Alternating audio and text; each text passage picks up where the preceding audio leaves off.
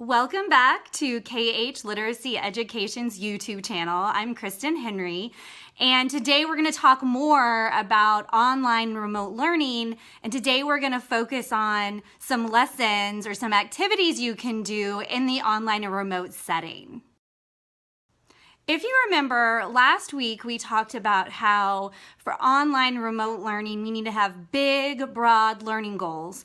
We need to make learning really relevant to what students are going through right now, and we need to have some sort of stimulus, image, quote, video for students to react to. And that's still going to be very important. But let's talk about some specific activities.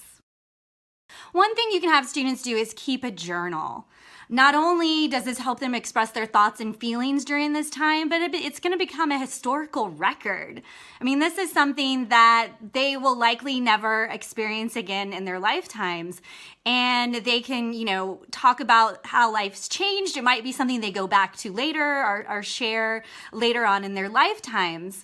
Another thing we can do is have students explore what they really enjoy reading, right? This is a time where we're not limited by a 50-minute class period or what we have in our classroom. We can let students explore, maybe assign them to find the genre that they really like. Maybe they read a few books, a part of them, and finally figure out what they like. But really think about not limiting your assignments to what would traditionally be a school class period. This is an opportunity for students to explore.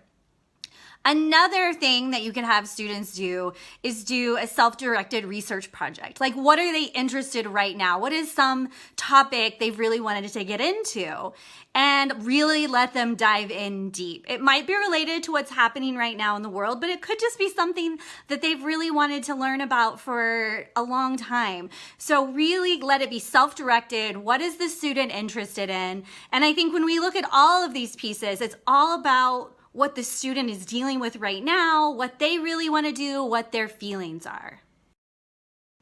Thank you for joining me this week. When we're looking at these lesson ideas, just think about relevance. Think about what is going on in your students' lives. That's where we're going to get that motivation. That's how we're going to get students to really want to do the work, is if it's related to what they're going through right now. So thank you for joining me. If you want more information on this topic, you can check out my website, www.khliteracyeducation.com. There's tons of blogs and information that are free and available to you. I hope to see you next week.